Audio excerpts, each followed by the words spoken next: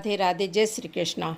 भौतिक सृष्टि के पालनहार के रूप में श्री भगवान ने जो सारे संसार के हृदय में निवास करते हैं, और जब ये भगवान श्री भगवान पृथ्वी को उठाने के प्रकट हुए, अनंत शक्तिशाली श्री भगवान ने लीला के रूप में ब्रह्मांड के गर्भोदक नामक महासागर में डूबी हुई पृथ्वी को उठाने के लिए वाराह का रूप धारण किया। तो सबसे पहला असुर हिरण्याक्ष वहाँ आया, क्योंकि हिरण्याक्ष ने ही पृथ्वी को ब्रह्मांड के गर्भोदक नामक महासागर में डुबा दिया था। वह भगवान के कार्य में विघ्न उत्पन्न करने के लिए आया। तो भगवान ने उसे अपने लंबे दाढ़ से भेद कर मार डाला। सर्वप्रथम प्रजापति की पत्नी आकृति के गर्भ से सुयज्ञ उत्पन्न हुआ। फिर सुयज्ञ ने अपनी पत्नी दक्षिणा से सूयम इत्यादि देवताओं को उत्पन्न किया। सुयज्ञ ने इंद्रदेव के तीनों रूपों में 3 ग्रह मंडलों के ऊर्ध्व, निम्न तथा मध्य लोकों के महान क्लेश को कम किया था। फलतः ब्रह्मांड के दुख दूर करने के लिए मानव जाति के महान पिता शंभु ने मनु ने उन्हें हरि नाम से पुकारा। श्रीमद् भागवतम पुराण में कलिग अवतार, जो लगभग 4 लाख वर्षों के बाद प्रकट होने वाले हैं, उनके पिता तथा उनका कहाँ अवतार होगा, उस गाँव का नाम धर्मग्रह हमारे भागवतम में निर्दिष्ट है।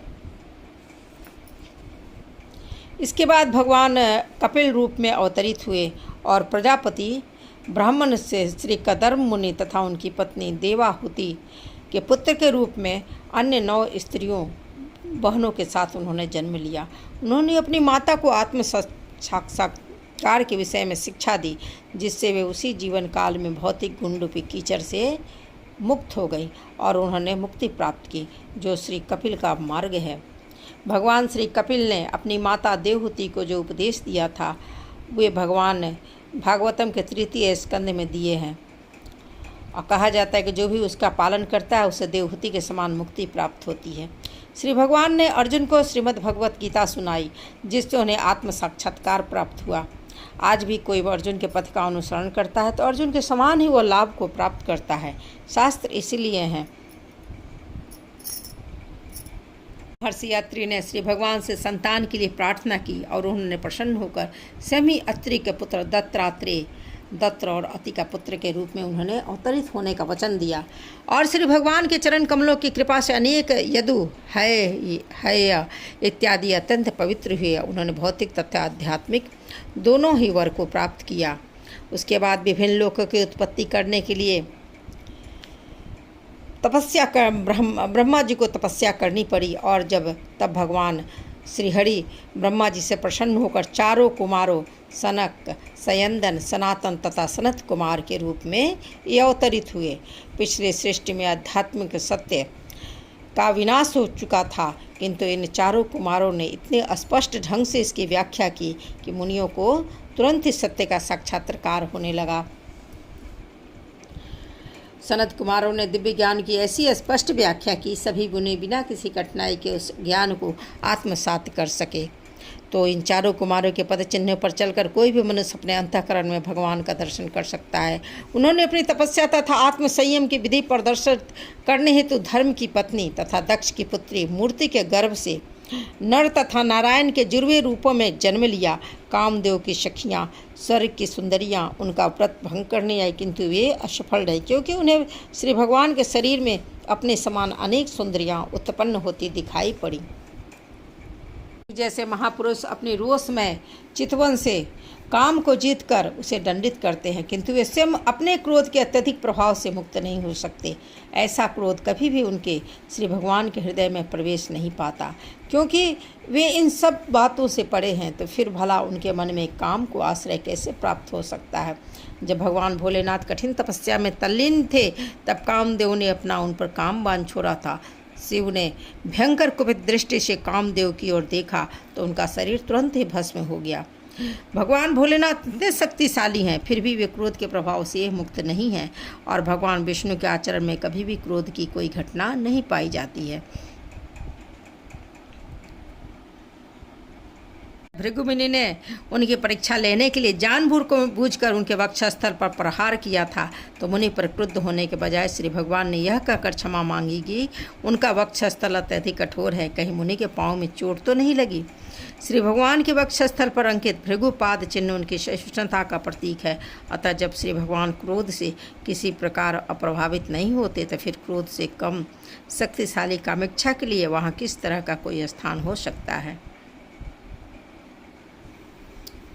राजा की उपस्थिति में सौतेली माता के कठिन वचनों से अपमानित होकर राजकुमार ध्रुव बालक होते हुए वन में तपस्या करने लगे और श्री भगवान ने उनकी प्रार्थना से प्रसन्न होकर उन्हें ध्रुव लोक प्रदान किया, जिसकी पूजा ऊपर तथा नीचे के लोकों में सभी मुनि करते हैं।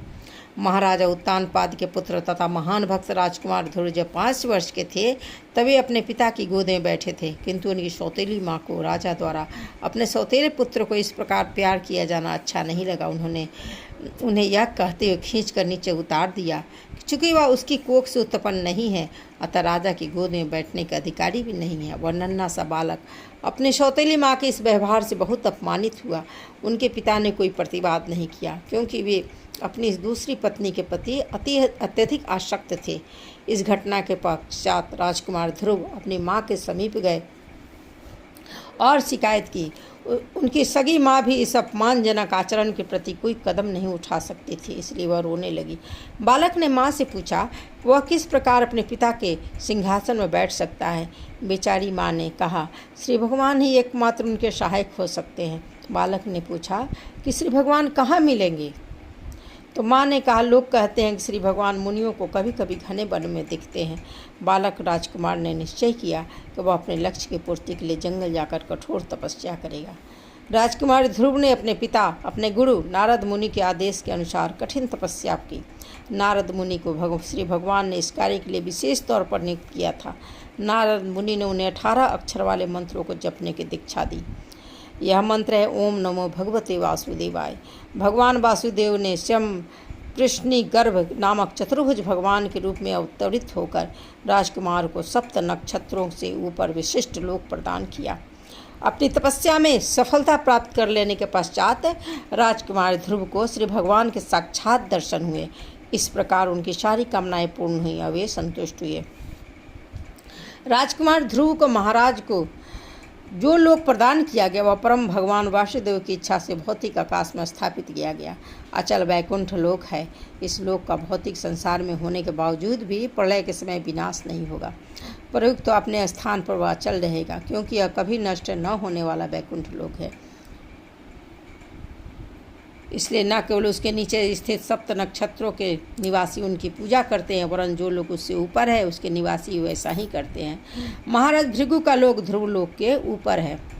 तो भगवान ने अपने शुद्ध भक्त की इच्छा पूर्ति के लिए पृष्टि गर्भ के रूप में अवतार लिए और राजकुमार ध्रुव ने भगवान के अन्य शुद्ध भक्त श्री नारद मुनि से दीक्षा लेकर उपरोक्त मंत्र के जप से पूर्णता प्राप्त की।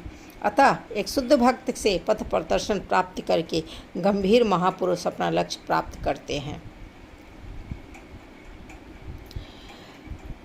महाराज वेन कुमार गामी हो गए थे, अतः ब्राह्मणों ने वज्र शाप से उन्हें दंडित किया। इस प्रकार राजा वेन अपने सत्कर्मों तथा ऐश्वर्य सहित भस्म हो गए और नरक पथ पर चलने लगे।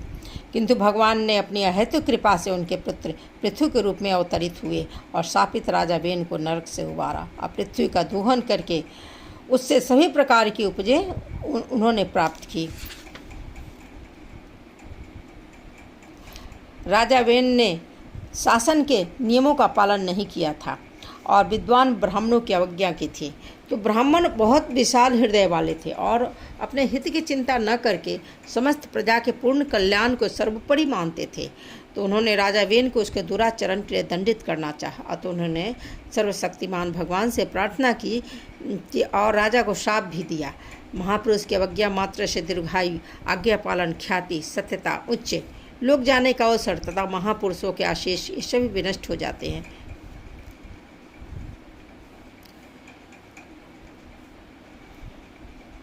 जब महाराज पृथ्वी को अपने पिता वेन की इस नारकीय दशा का पता चला तो वे एक मलेच्छ परिवार में कुष्ठ रोगी के रूप में पीड़ित हैं, तो वे शुद्धि के लिए उन्हें तुरंत कुरुक्षेत्र ले आए और उन्होंने उन्हें समस्त कष्टों से मुक्ति दिलाया। महाराज पृथु श्री भगवान के अवतार थे, जो पृथ्वी की अव्यवस्था को दूर करने के लिए ब्राह्मणों की प्रार्थना से अवतरित हुए थे। उन्होंने सभी प्रकार की फसलें उत्पन्न की और साथ ही एक पुत्र के धर्म का भी निर्वाह किया, जो पिता को नारकीय स्थिति से उबारता है। नाभि की पत्नी सुदेवी के पुत्र के रूप में श्री भगवान प्रकट हुए और ऋषभदेव कहलाए। अपने मन को समदर्शी बनाने के लिए उन्होंने जड़ योग की साधना की। इस अवस्था को मुक्ति का सर्वोच्च सिद्ध पद माना जाता है, जिससे मनुष्य अपनी आत्मा को स्थिर रहकर पूर्ण रूप से संतुष्ट रहता है।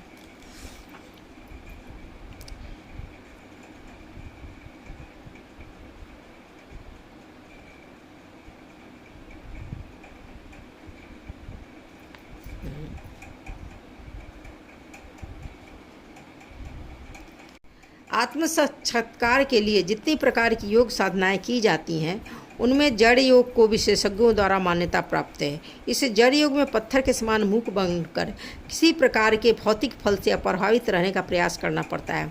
जिस प्रकार पत्थर सभी प्रकार के घबराए घात परिहात के प्रति उदासीन रहता है, उसी प्रकार जड़ योग की साधना करने वाला भौतिक देह को स्वेच्छा से पहुँचाए जाने वाले समस्त कष्टों को सहन करता है। ऐसे योगी बाल नहीं बनाते, अपने सिर के बालों को किसी यांत्रिक साधना की सहायता के बिना हाथ से उखाड़कर अपने आप को पीड़ा पहुंचाते हैं। जो स्वेच्छा से अपने आप को कष्ट पहुंचाने की बहुत सी विधियों में से एक है, किंतु ऐसे जड़ योग की साधना का वास्तविक उद्देश्य समस्त भौतिक मोह से छुटकारा पाना और पूर्ण रूप से आत्मा में स्थिर होना है। अपने जीवन की अंतिम अवस्था में महाराज ऋषभदेव मूक पागल पुरुष की भांति विचरण करते रहे। उन पर किसी भी शारीरिक दुर्व्यवहार का कोई प्रभाव नहीं पड़ता था। उन्हें पागल की भांति जटा और लंबी दाढ़ी बढ़ाए तथा नग्न घूमते देखकर गली कूचों के अल्पबुद्धि बालक तथा आदमी उन पर थूकते, उन पर पेशाब करते।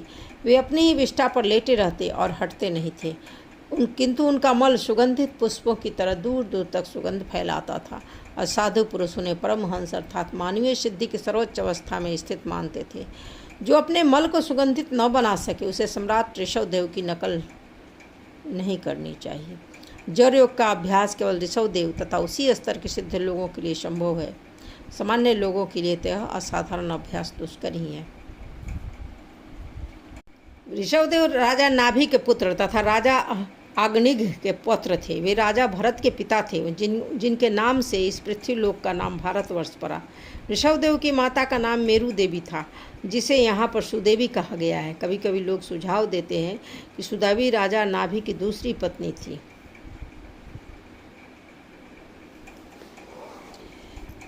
तो ब्रह्मा जी कहते हैं कि मेरे द्वारा संपन्न किए यज्ञ में श्री भगवान है गिरि अवतार के रूप में प्रकट हुए। वे साक्षात यज्ञ हैं और उनके शरीर का रंग सुनहला है। वे साक्षात वेद भी हैं और समस्त देवताओं के परमात्मा है। जब उन्होंने श्वास ली तो उनके नथुनों से समस्त मधुर वैदिक स्त्रोतों की ध्वनियाँ प्रकट हुई। कल्प के अंत में भावी वैव सत्व मनु सत्यवर्त दिखेंगे कि मत्स्य अवतार के रूप में श्री भगवान पृथ्वी पर्यंत सभी प्रकार के जीवात्माओं के आश्रय हैं।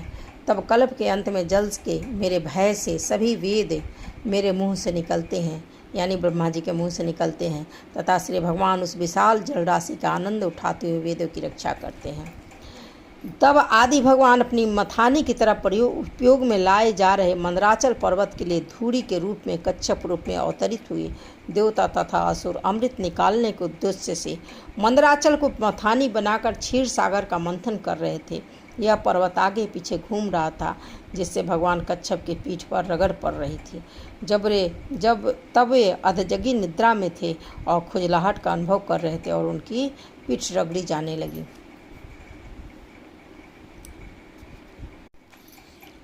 श्री भगवान ने देवताओं के अदब में भय को मिटाने के लिए नरसिंह देव का भी अवतार ग्रहण किया। उन्होंने असुरों के राजा हिरण्यकशिपु को अपनी जांघों पर रखकर अपने नाखूनों से विदर्ण कर डाला, जो हाथ में गदा लेकर श्री भगवान को ललकार रहा था। उस समय उनकी भौं क्रोध से फरक रही थी और उनके दांत तथा उनका मुख भयावने लग रहे थे। श्री हिरण्यकशिपु तथा उनके महान भक्त प्रहलाद महाराज का जीवन चरित्र श्रीमद् भागवत के में वर्णित है। भौतिक उपलब्धियों के कारण हिरण्यकशिपु बहुत बलवान था ब्रह्मा की कृपा से वो अपने आप को अमर मानता था। ब्रह्मा ने उसे अमरत्व का वरदान भी दिया। वरदान देने से इनकार किया क्योंकि ये स्वयं अमर जीव नहीं थे, किंतु हिरण्यकशिपु ने ब्रह्मा से अपरोक्ष रूप से ऐसा वरदान प्राप्त किया जो लगभग अमर होने के तुल्य था। हिरण्यकशिपु को विश्वास था कि वह न तो किसी मनुष्य या देवता और न किसी ज्ञात हथियार से मारा जा सकता है, न ही वह दिन में अथवा रात में मारा जा सकता है। फिर भी भगवान ने आधा नर तथा आधा सिंह का रूप अवतार ग्रहण किया। हिरण्यकशिपु जैसे भौतिक असुर के लिए अकल्पनीय था।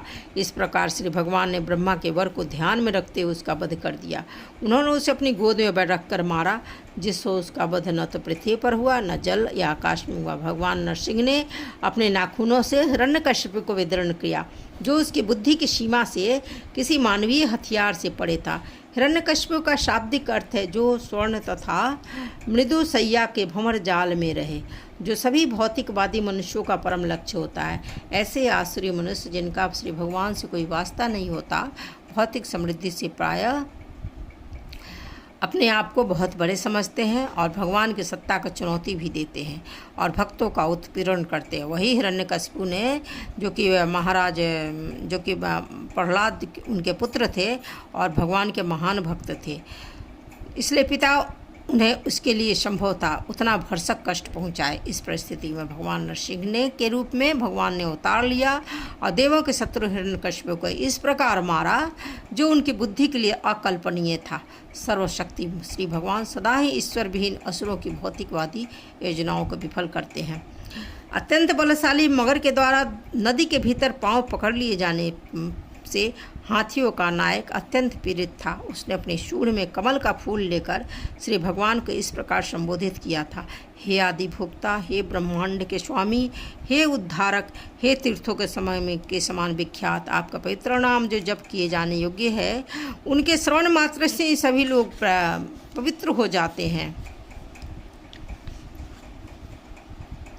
हाथी की पुकार सुनकर श्री भगवान को लगा उसे उनकी अविलंब सहायता की आवश्यकता है, क्योंकि वह भयंकर संकट में था। तब भगवान पक्षीराज गरुड़ के पंखों पर आसीन होकर अपने आयुध से सज्जित होकर वहां तुरंत ही पहुंच गए। उन्होंने हाथी की रक्षा करने के लिए अपने चक्र से मगर के मुख के खंड खंड कर दिए और हाथी को सूंड से उठाकर बाहर निकाल दिया। भगवान अपने वैकुंठ लोक में रहते हैं और कोई अनुमान नहीं लगा सकता कि लोग कितनी दूर हैं, किंतु ऐसा कहा जाता है कि यदि कोई वायुयान या मनुष्य उस लोक पहुंचना चाहे तो लाखों वर्षों तक यात्रा करने पर भी वहां नहीं पहुंच सकता है।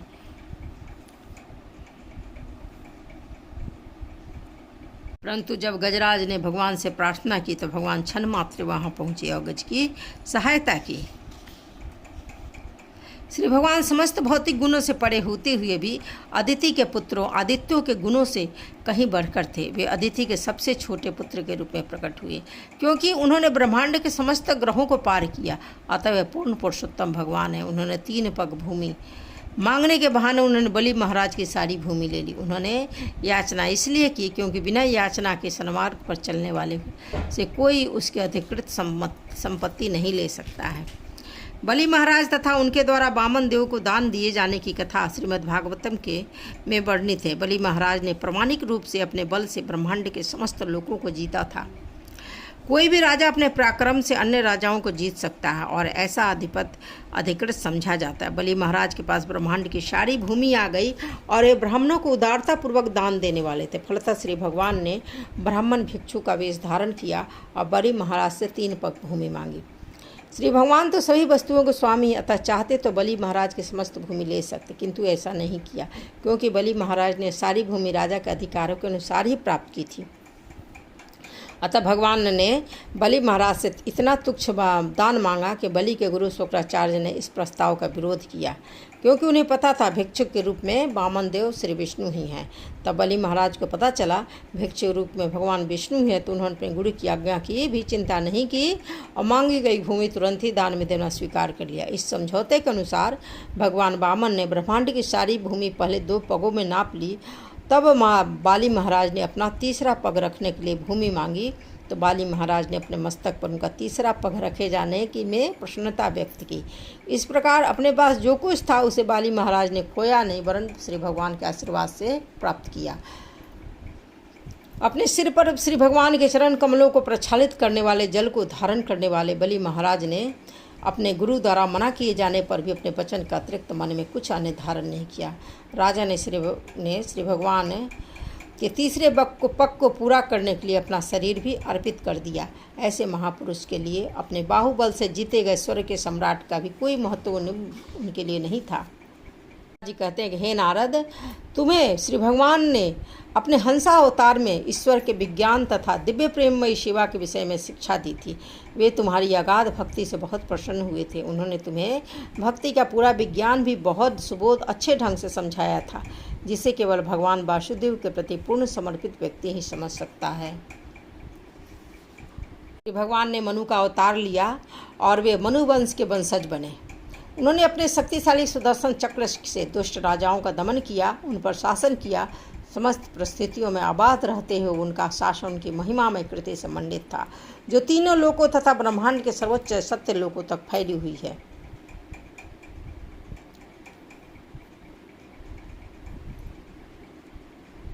ब्रह्मा के एक दिन में एक एक करके 14 मनु अवतरित होते हैं। इस प्रकार से ब्रह्मा के एक मास से 420 मनु और एक वर्ष में 5040 मनु होते हैं। अपनी गणना के अनुसार ब्रह्मा 100 वर्ष तक जीवित रहते हैं, अतः एक ब्रह्मा का जीवन की अवधि में 5,04,000 मनु होते हैं। 5,04,000 मनु होते हैं। ऐसे ब्रह्मा असंख्य होते हैं और ये महाविष्णु के एक उच्छ्वास की अवधि तक ही जीवित रहते हैं। इस प्रकार हम कल्पना कर सकते हैं कि समस्त भौतिक संसार जो श्री भगवान की चतुरांश शक्ति के ही पूरक है,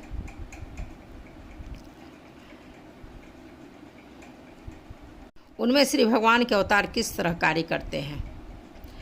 अपने धन्वंतरी अवतार में भगवान अपने साक्ष्य यक्ष द्वारा निरंतर रूप रहने वाले जीवात्माओं के रोगों का तुरंत उपचार करते हैं और उनके कारण ही सभी देवता दीर्घायुष्य को प्राप्त करते हैं। इस प्रकार श्री भगवान सदा के लिए महिमा मंडित होते हैं। उन्होंने यज्ञों में से भी एक अंश निकाल दिया और उन्होंने विश्व में औषधि विज्ञान का आयुर्वेद का प्रचार किया। जब शासक वर्ग जो क्षत्रिय नाम से जाने जाते थे परम सत्य के पद से भ्रष्ट हो गए और नरक भोगने के पात्र हो गए, तब श्री भगवान ने परशुराम ऋषि का अवतार लेकर उन अवांछित राजाओं को उच्छेद किया जो पृथ्वी के लिए संकट बने हुए थे। इस प्रकार उन्होंने अपने तीक्ष्ण फरसे के द्वारा क्षत्रियों की 21 बार उच्छेदन किया। इस ब्रह्मांड के समस्त जीवों पर अहेतु कृपा के कारण पूर्ण पुरुषोत्तम भगवान अपने पूर्ण अंशों सहित महाराज इक्ष्वाकु के कुल में अपनी अतरंगी शक्ति सीता जी के स्वामी के रूप में प्रकट हुए। अपने पिता महाराज दशरथ की आज्ञा से बन गए। अपनी पत्नी तथा छोटे भाई के साथ कई वर्षों तक वन में रहे। भौतिक रूप से अत्यंत शक्तिशाली 10 सिरों वाला रावण ने उनके प्रति महान अपराध किया और अंत में वह विनष्ट हो गया। दूरस्थ अपनी घनिष्ठ संगनी सीता के वियोग से दुखी रामचंद्र ने अपने शत्रु रावण की नगरी पर हर के जैसे ज्वलित लाल लाल नेत्रों से दृष्टि डाली। महान समुद्र ने उन्हें भय से कांपते हुए मार दिया, क्योंकि उनके परिवार के सभी जलचर सदस्य तथा मगरमच्छ, सर्प और घड़ियाल श्री भगवान के रक्त नेत्रों की क्रोधाग्नि में जल रहे थे। जब रावण युद्ध कर रहा था तब उसकी छाती से टकराकर स्वर्ग के राजा इंद्र के हाथी की सूर खंडित हो गई और ये खंड बिखर कर चारों दिशाओं को चकाचौंध करने लगे।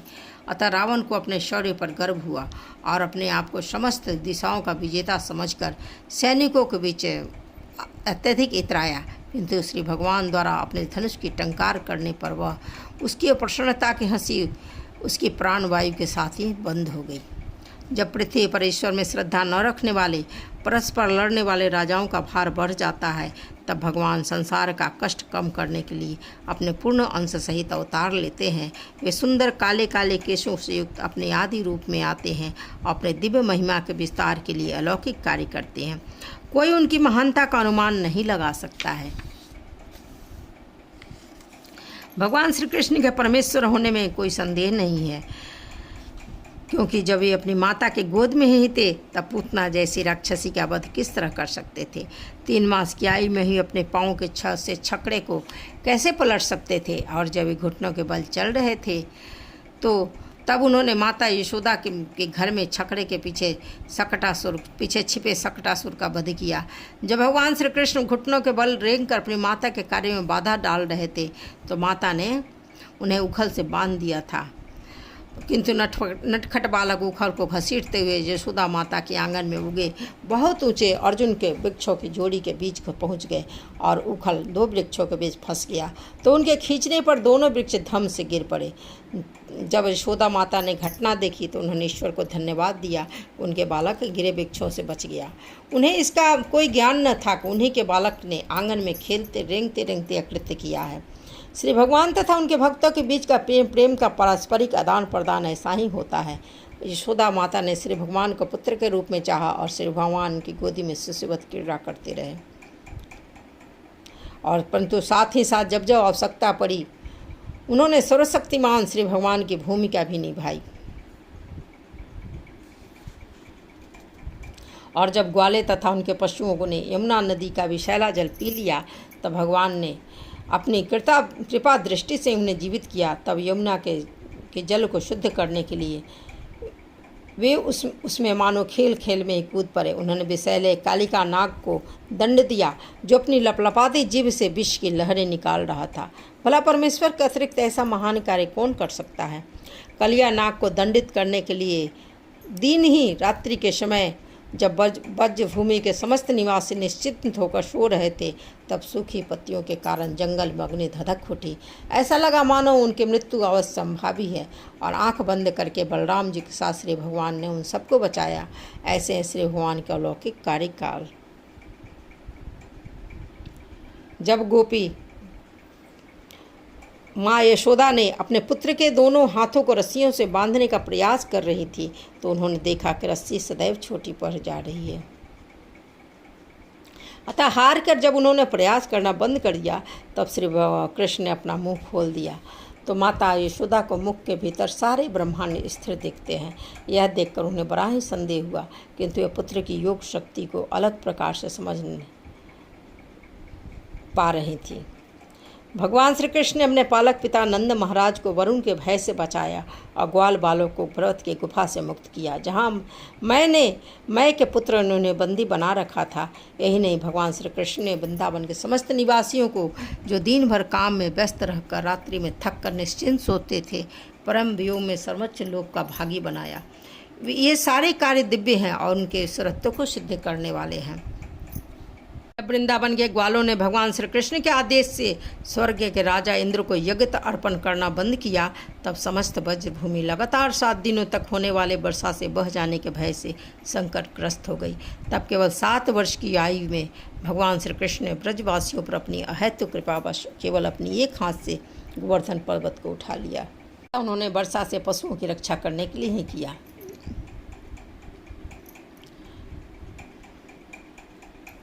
बच्चे प्रायः कुकुरमुत्ता से खेलते हैं। अभी भगवान कृष्ण 7 वर्ष के ही थे। उन्होंने वृंदावन स्थित विशाल गोवर्धन पर्वत को पकड़कर उसे कुकुरमुत्ते की तरह ही उठा लिया था और ब्रजवासियों द्वारा इंद्र की यज्ञ की आहुति देने से इनकार किए जाने के कारण पशुओं और ब्रजवासियों की इंद्र के रोष से रक्षा करने के लिए लगातार 7 दिनों तक धारण करते रहे।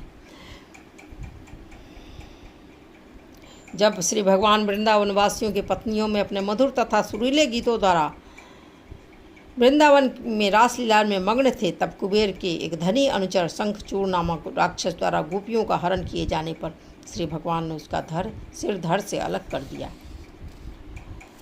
प्रलम्ब, धेनुक, बक, केशी, अरिष्ट, चारुण, मुष्टिक, कुवलय, पीर, हाथी, कंस, यवन, नरकासुर और पौंड्रुक जैसे असुर, साल्व, द्विविध बानर तथा वक्कल, दंतवक्र, सातों साढ़, संबर, विदुरथ और रुक्मे जैसे सिपसालार तथा कंबोज, मत्स्य, कुरु, संसृजय और केकय जैसे वीर योद्धा साक्षात श्री हरि से अथवा बलदेव, अर्जुन, भीम आदि नामों की आड़ में स्वयं श्री भगवान से भीषण युद्ध किए और इस प्रकार मारे गए।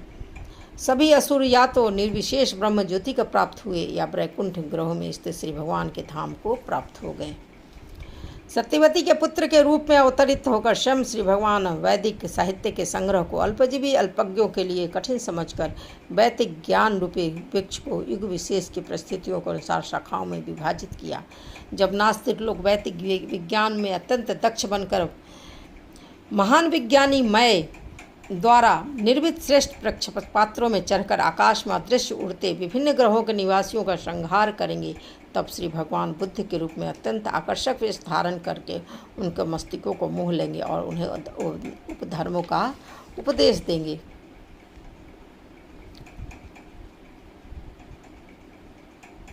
राधे राधे, जय श्री कृष्ण। आज के वीडियो में इतना ही। आगे विशिष्ट कार्य निर्धारित अवतार में कल के वीडियो में मिलेंगे। वीडियो अच्छा लगे लाइक करें, सब्सक्राइब करें और कमेंट में ज़रूर जय श्री कृष्णा लिखें।